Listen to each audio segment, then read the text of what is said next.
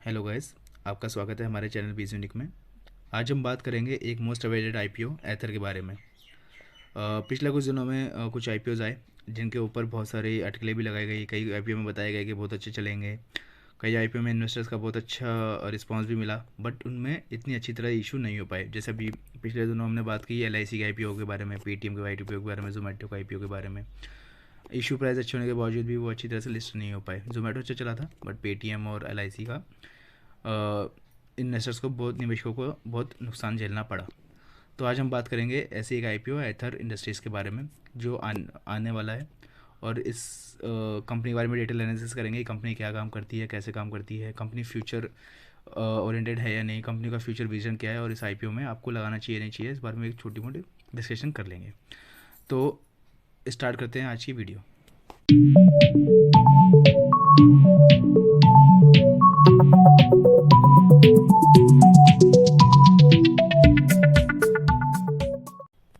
Guys, अगर बात करी जाए एथर इंडस्ट्रीज़ के बारे में, तो एथर इंडस्ट्रीज़ जो है स्पेशलिटी केमिकल मैन्युफैक्चर है, और ये B2B मार्केट में ऑपरेट करता है।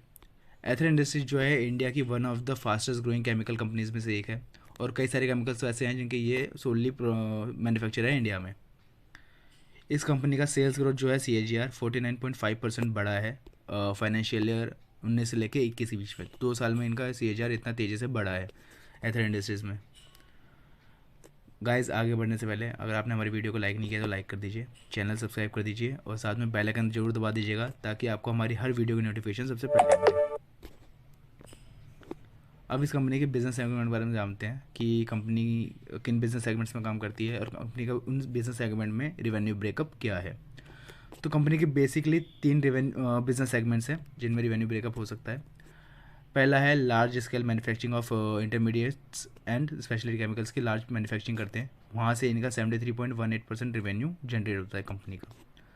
दूसरा, कंपनी जो है contract research and manufacturing services करती है, तो क्रैम्स भी कहा जाता है इसको। इसमें कंपनी का 7.44% रिवेन्यू आता है। और जो कंपनी का तीसरा बिजनेस सेगमेंट है वो है एक्सक्लूसिव कॉन्ट्रैक्ट मैन्युफैक्चरिंग, वहाँ से इनका रिवेन्यू है 19.38%। अब बात की जाए एथर इंडस्ट्रीज़ के बारे में, आगे के बारे में, तो एथर इंडस्ट्रीज़ जो है मार्च 2022 तक इनके पास 25 प्रोडक्ट से भी ज़्यादा है इनके पोर्टफोलियो में। कई सारे केमिकल जैसे मैंने आपको बताया, उनका ये सोलली प्रोडक्ट है इंडिया में, और ग्लोबल लेवल पे भी फर्स्ट या सेकंड नंबर पे आता है उन स्पेशल केमिकल्स के मैन्युफैक्चरिंग के लिए।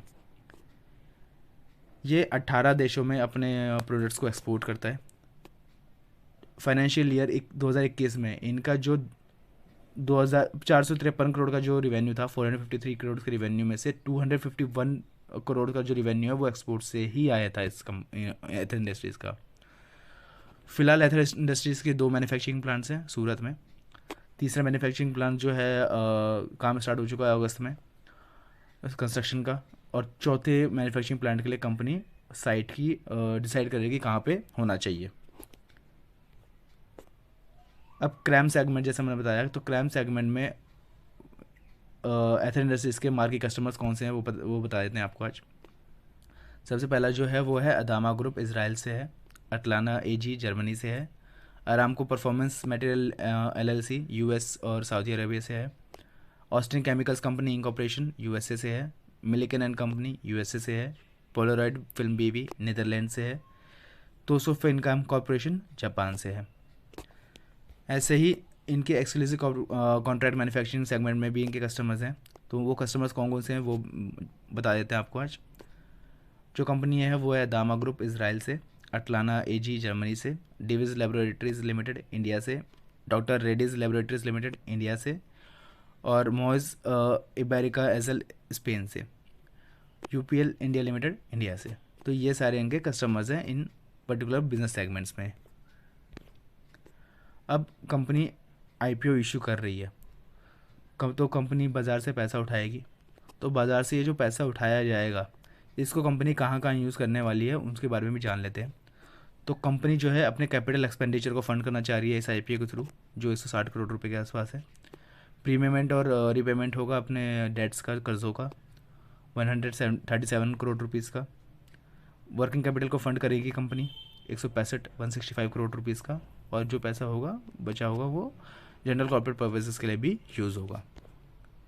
अब आप इस कंपनी में आईपीओ में इन्वेस्ट करें या ना करें, उसके लिए आप डिटेल रिसर्च जरूर करिएगा। और बट मैं आपको कुछ प्रॉन्स बताना चाहता हूँ इस कंपनी के बारे में कि कंपनी में क्यों इन्वेस्ट करना चाहिए। पहला तो इस कंपनी के जो रिसर्च बेस है बहुत स्ट्रॉन्ग है। जो प्रोडक्ट की कॉम्प्लेक्सिटी है, जैसे मैंने बताया केमिकल्स हैं, और कुछ केमिकल्स ऐसे हैं जो सिर्फ यही प्रोड्यूस करती है इंडिया में, तो उनकी कॉम्प्लेक्सिटी बहुत हाई है।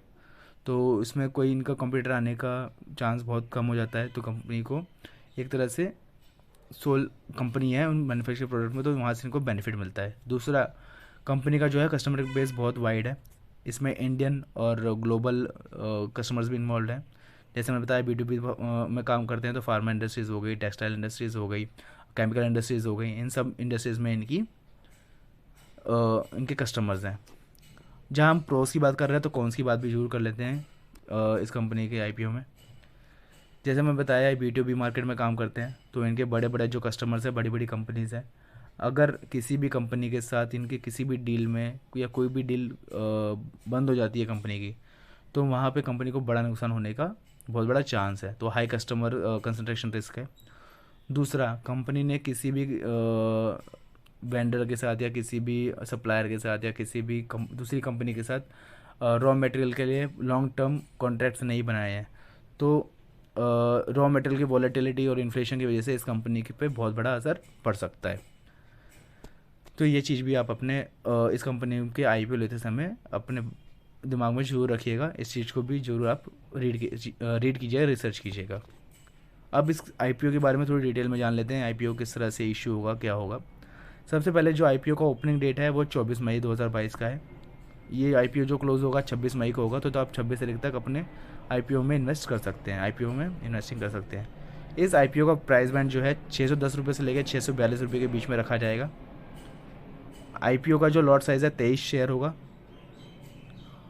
इस आईपीओ में कंपनी जो है कंपनी जो पैसा उठाना चाह रही है, जो इशू साइज़ है उसका है वो है 808.04 करोड़ रुपीज़, जिसमें से फ्रेश इशू होंगे 627 करोड़ रुपए का, और ऑफर फॉर सेल कंपनी लगा रही है 181.04 करोड़ रुपीज़ का। अगर ये आईपीओ आपको लग जाता है तो इसकी अलॉटमेंट डेट आपको कब अलॉट होगा ये आईपीओ, ये शेयर, ये होगा आपको 31 मई 2022 को, और इसकी लिस्टिंग हो जाएगी NSE और BSE में 3 जून 2022 को। तो ये सारी डिटेल मैंने आपको कंपनी के बारे में बताया, कंपनी क्या काम करती है, कैसे काम करती है, कंपनी का फ्यूचर विजन क्या है, कंपनी इस आईपीओ के जरूर जो पैसा उठाएगी कैसे कर सकती है। कंपनी सोल मैन्युफैक्चरर है कई सारी केमिकल्स की, कंपनी के कौन सी बता दिया कस्टमर्स के बारे में। तो आप अपना रिसर्च कीजिए, आपके पैसा है निवेश करने से पहले आप हर एक चीज़ को जरूर नाप तोल कीजिए और अपने इन्वेस्टमेंट जर्नी को और अच्छी बनाइए। गाइस, हम ऐसी वीडियोज़ लाते रहते हैं। अगर आपको ये वीडियो और अच्छी लगी है तो हमारी वीडियो को लाइक कर दीजिए, शेयर कर दीजिए, सब हमारे चैनल को सब्सक्राइब जरूर कर दीजिएगा और बेल आइकन भी दबा दीजिएगा ताकि आपको हमारी हर वीडियो की नोटिफिकेशन सबसे पहले मिले। और आप चाहते हैं कि हम ऐसी वीडियोज़ और लाते रहें तो हमारा सपोर्ट जरूर करें। Thank you so much for watching our videos. Enjoy your day.